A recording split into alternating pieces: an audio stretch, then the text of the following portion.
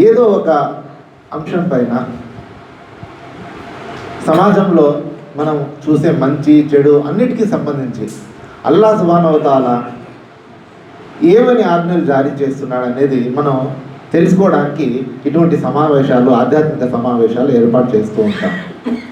అందులో భాగంగానే ఈరోజు వడ్డీ కీడు అనే అంశంపై ఈ సభ నిర్వహించడం జరిగింది.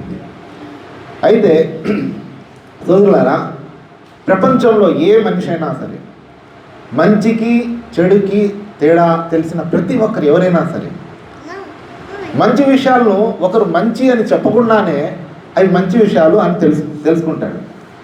చెడు విషయాలు ఇది చెడు అని ఒకరు చెప్పాల్సిన అవసరం లేదు, అది తెలిసిపోతుంది. చేస్తే నాకు నష్టం కలుగుతుంది అని ప్రతి ఒక్కరికి తెలిసిపోతుంది.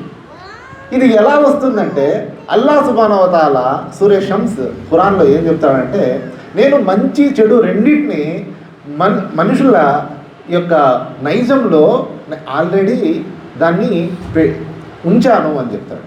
అంటే మన మనసులో ఒక రకమైనటువంటి విచక్షణా శక్తి దేవుడు మనకు ప్రసాదించాడు. ఆ విచక్షణా శక్తికి సంబంధించి దాంతో మనం ఏది మంచిది ఏది చెడ్డది అనేది నిర్ణయం మనం చేసుకోగలం.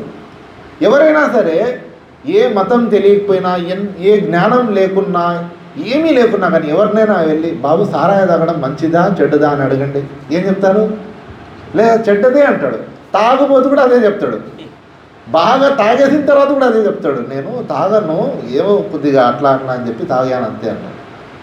అంటే ఈ విచక్షణా శక్తి ఏదైతే ఉందో అది దేవుడు మన మనసులో నాటేశాడు. మనల్ని సృష్టించకముందే దాన్ని పెట్టి మరీ సృష్టించాడు.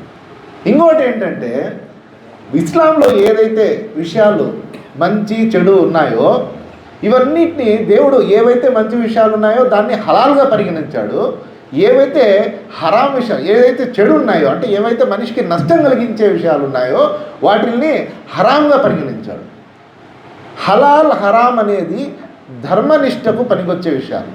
ఒక మనిషి చాలా ధర్మాత్ముడయ్యా అని అంటాం. ఎందుకు ధర్మాత్ముడు? దేన్ని బట్టి చెప్తున్నాం ఆయన ధర్మాత్ముడని? ఆయన ధర్మంలో ఏవైతే మంచి విషయాలు ఉన్నాయో దాన్ని ఆయన తూచా తప్పకుండా అనుసరిస్తాడు. ఏవైతే చెడు విషయాలు ఉన్నాయో చాలా కఠినంగా వాటికి దూరంగా ఉంటాడు. అందుకనే ఆయన ధర్మనిష్టాపరుడు అని చెప్తాం.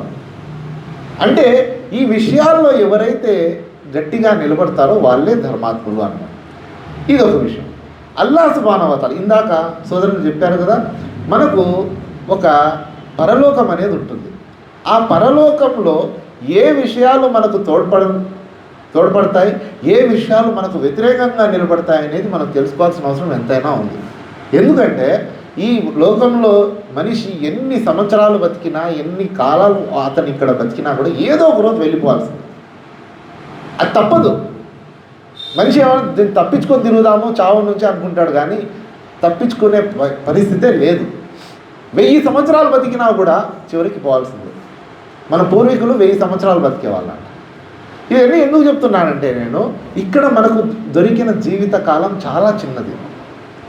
ఇందులో మనం చేసే పాపాలు మనకు కనపడవు.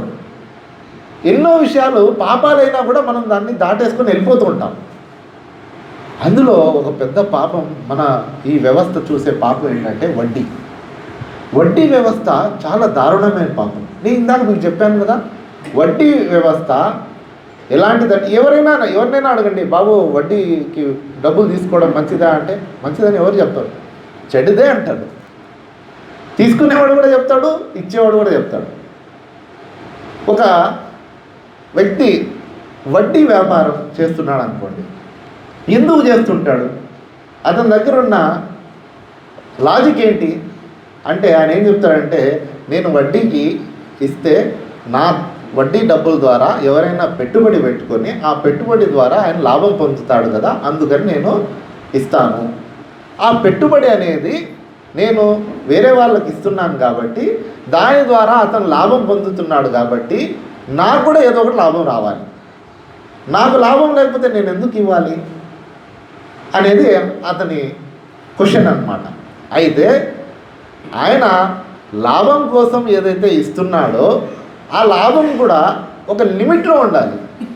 కానీ వడ్డీ వ్యాపారాలు చేసే వాళ్ళు వాళ్ళ లాభాలు లిమిట్లో తీసుకుంటారా? ఒక ఎప్పుడో తాతల కాలంలో ఎవరికో అప్పించుంటే ఇప్పుడు మనోడు ఇంకా తీరుస్తూనే ఉన్నాడు అంటే ఇది లాభమా? ఇది లాభం కాదు. వాళ్ళ యొక్క తరతరాల సొమ్మును కాజేసే ఒక దౌర్జన్యమైన వ్యవస్థ ఇది. అందుకనే అదే వడ్డీ వ్యాపారికి ఎవరైనా ఇస్తానంటే అది ఒప్పుకోడు. మళ్ళా బ్రిటన్కి అమెరికాకి చాలా మంచి స్నేహం. రెండో ప్రపంచ యుద్ధ సమయంలో విషయం చెప్తున్నాను నేను. చాలా మంచి స్నేహం ఇద్దరికి. బ్రిటన్కి ఇద్దరు కలిసి యుద్ధం చేశారు. యుద్ధం అయిన తర్వాత బ్రిటన్ అమెరికాని అప్పు అడిగింది. ఎలా అడిగిందంటే వడ్డీ లేకుండా నాకు అప్పు ఇవ్వు అని అడిగింది. అంటే అమెరికా ఏమనిందంటే no, that is not a practical business, we cannot do that అని. అంత మంచి స్నేహితులు ఇద్దరు కలిసి ప్రపంచం యుద్ధమే చేసినారు. కానీ అప్పు దగ్గరకు వచ్చేసరికి నేను అది చేయను, ఇట్ ఈస్ నాట్ ప్రాక్టికల్ అని చెప్పాను. అలా ఎవరిస్తారు? ఎవరు ఇవ్వరు. ఒక దేశం ఇంకొక దేశానికి కూడా అప్పు ఊరికే ఇవ్వట్లేదు. ఎందుకంటే నేను పెట్టిన పెట్టుబడికి నాకు లాభం రావాలి. ఇది ఒక స్వార్థ ప్రయోజనమైన విషయం. అయితే ఈ విషయం నేను ఇక్కడ ఎందుకు చెప్తున్నానంటే బ్రిటన్లో వడ్డీ వ్యవస్థను సమర్థించే వాళ్ళు ఎక్కువ. వాళ్ళు వడ్డీ వ్యవస్థను ఆల్రెడీ వాళ్ళు నెలకొల్పారు. వాళ్ళ వ్యవస్థ ఉంది, వాళ్ళు దాన్ని ఖాయం చేసేశారు. ఎవరినైనా బ్రిటన్లో వెళ్ళి మీకు వడ్డీ వ్యవస్థ తప్పు కదా అంటే వాళ్ళు ఒప్పుకోరు. వడ్డీ వ్యవస్థ ఉండాల్సిందే, వడ్డీ ఇవ్వాల్సిందే, తీసుకోవాల్సిందే అంటారు. అదే అమెరికాకి మాత్రం నాకు వడ్డీ లేకుండా అప్పు ఇవ్వు అనేసరికి, అమెరికా ఇవ్వను అనేసరికి వాళ్ళకి కోపం వచ్చింది. అంటే నేను ఏదైతే ఇష్టపడతానో అదే వేరే వాళ్ళ విషయంలో కూడా ఇష్టపడాలి. మొహమ్మద్ ప్రవక్త సల్లల్లాహు అలైహి వసల్లం చెప్పిన విషయం. న్యాయం ఏంటి? న్యాయం అనేది ఏంటంటే నేను నా కోసం ఏదైతే ఇష్టపడతానో అదే వేరే వాళ్ళ కోసం కూడా ఇష్టపడాలి. నాకెవరైనా వడ్డీ లేకుండా అప్పు ఇవ్వాలని నేను కోరుకుంటే నేను వేరే వాళ్ళకు కూడా అప్పు ఇచ్చేటప్పుడు వడ్డీ లేకుండా అప్పు ఇవ్వాలా లేదా? ఇది న్యాయమా కాదా? కానీ బ్రిటన్ అమెరికాల మధ్యలో జరిగిన ఈ మాటల యుద్ధం తర్వాత పుస్తకాల్లో, చరిత్ర పుస్తకాల్లో కూడా వాళ్ళ కోర్సు ఇచ్చాయి. చాలామంది బ్రిటన్ రాజకీయవేత్తలు అమెరికా పట్ల ఆగ్రహం వ్యక్తం చేశారు. మాకు డబ్బులు అంటే ఈ వడ్డీ వ్యవస్థ అనేది మనస్పర్ధలకు తావు తీసే విషయం. సమాజంలో ఒకరిపై ఒకరికి నమ్మకం లేకుండా సత్సంబంధాలు చెడగొట్టే వ్యవస్థ ఈ వడ్డీ వ్యవస్థ. దీనివల్ల ఇటువంటి నైతికపరమైన చెడులు సంక్రమిస్తాయి. ఇంకోటి ఏంటంటే వడ్డీ వ్యాపారాలు చేసేవాళ్ళు దీనివల్ల ఇటువంటి నైతికపరమైన చెడులు సంక్రమిస్తాయి. ఇంకోటి ఏంటంటే వడ్డీ వ్యాపారాలు చేసేవాళ్ళు చెప్పేది ఏంటంటే అయ్యా మేము ఇస్తున్నాం కదా డబ్బులు, ఆ డబ్బులు తిరిగి ఇచ్చినంత వరకే కదా మేము వడ్డీ తీసుకునేది. ఆ వ్యవధిలో వాళ్ళు మళ్ళీ తిరిగి ఇచ్చే వ్యవధిలో వాళ్ళు దీని ద్వారా లాభం పొందుతున్నారు కదా, ఆ వ్యవధి వల్ల మాకు డబ్బులు మేము తీసుకుంటామని చెప్తాం. అంటే ఆ వ్యవధికి ఒక విలువ ఉంది, ఆ విలువకు మేము డబ్బులు తీసుకుంటున్నామంట. అయితే ఇది నిజమేనా సోదరులారా?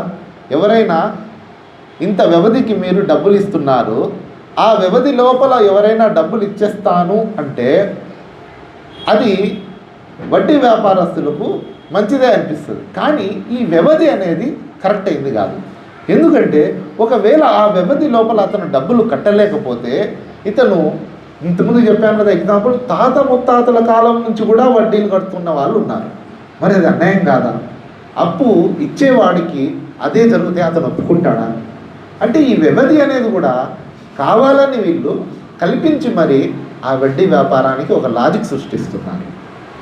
రెండోది ఏంటంటే ఈ వడ్డీ వ్యాపారం ఖురాన్లో కూడా వచ్చింది.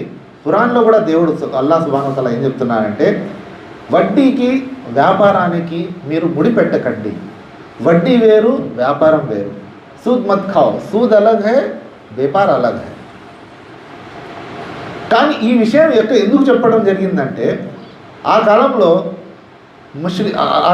అక్కడ మక్కా వాసులు ఏం చెప్పేవాళ్ళంటే ఇస్లాం ఎందుకు వడ్డీని నిషేధించింది, ఇది కూడా వ్యాపారం లాంటిదే కదా, వీళ్ళకి ఇప్పుడు ఏం జ్ఞానోదయం అయిపోయిందని ఇప్పుడు వీళ్ళు వడ్డీని నిషేధించడానికి బయలుదేరారు అని చెప్పి హేళన చేసేవాళ్ళు. దానికి అల్లాహ్ సుబ్హానహు వ తఆలా ఏం చెప్పారంటే వడ్డీని వ్యాపారాన్ని రెండింటిని ఒకేలాగా చూడడం కరెక్ట్ కాదని చెప్పారు.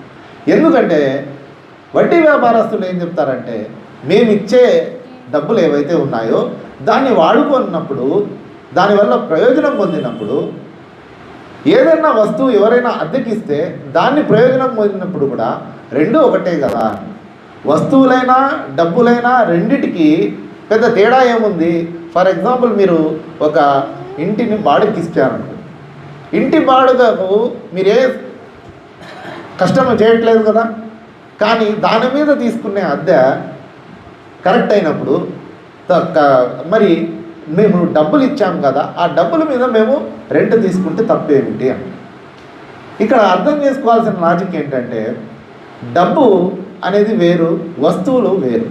ఏ వస్తువైనా ఈ లోకంలో పాతబడిపోతుంది, ఏదో ఒక రోజు అది అంతమైపోతుంది. ప్రతి వస్తువుకి ఒక ఎండ్ పాయింట్ అనేది ఉంటుంది, ఒక ఎక్స్పైరీ డేట్ అనేది ఉంటుంది. ఒక ఇల్లు కట్టినప్పుడు ఆ ఇల్లుకి కూడా, ఆ ఇంటికి కూడా ఒక ఎక్స్పైరీ డేట్ ఉంటుంది. దానికి ఒక మెయింటెనెన్స్ అవసరం ఉంటుంది, దానికి పెయింట్ కొట్టాల్సిన అవసరం ఉంటుంది, దానికి రిపేర్ చేయాల్సిన అవసరం ఉంటుంది. అది పాతబడిపోతే దాన్ని కూలదోసి వేరేది కట్టాల్సిన అవసరం ఉంటుంది. ఇవన్నీ ఉంటాయి. కానీ డబ్బుకు ఇవన్నీ ఉంటాయా? డబ్బుకు మెయింటెనెన్స్ ఖర్చు ఉంటుందా? డబ్బుకు పెయింట్ కొట్టాల్సిన అవసరం ఉంటుందా? డబ్బు ఏమైనా చెదులు పడుతుందా? కాదు కదా. కానీ డబ్బు మీద డబ్బు గుంజడం అనేది వడ్డీ వ్యాపారస్తుల యొక్క లక్షణం. కానీ ఇస్లాం ఏమంటుందంటే మీరు వస్తువుల మీద సర్వీస్ తీసుకోండి కానీ డబ్బు మీద సర్వీస్ తీసుకోవద్దండి. బట్ ఇంకోటి ఏంటంటే ఒకవేళ ఈ వడ్డీ వ్యవస్థే లేకపోతే మరి ఎవరికైనా అప్పు కావాలంటే, ఎవరికైనా అవసరం ఉంటే వాళ్ళ అవసరాలు ఎలా తీరుతాయి అనేది ప్రశ్న. ఎవరికైనా అవసరం ఉంది, ఆ అవసరం కోసము వడ్డీ వ్యాపారస్తుడు ఉంటే ఏదో వడ్డీ వస్తుందని ఈజీగా అప్పు ఇచ్చేస్తాడు. అదే వడ్డీ వ్యవస్థే లేదనుకోండి, మరి అప్పు ఎక్కడి నుంచి వస్తుంది? ఎవరు కావాలని ఇవ్వరు కదా. లోకంలో ఆలోచించే వాళ్ళంతా ఎలా ఆలోచిస్తారంటే నాకే లాభం లేనప్పుడు నేనెందుకు ఒకరికి లాభం చేకూర్చాలి అనే దృక్పథం కలిగి ఉంటారు. ఇది మెటీరియలిస్టిక్ దృక్పథమే. నేను ముందు చెప్పాను చూడండి, పరలోక జీవితం అని.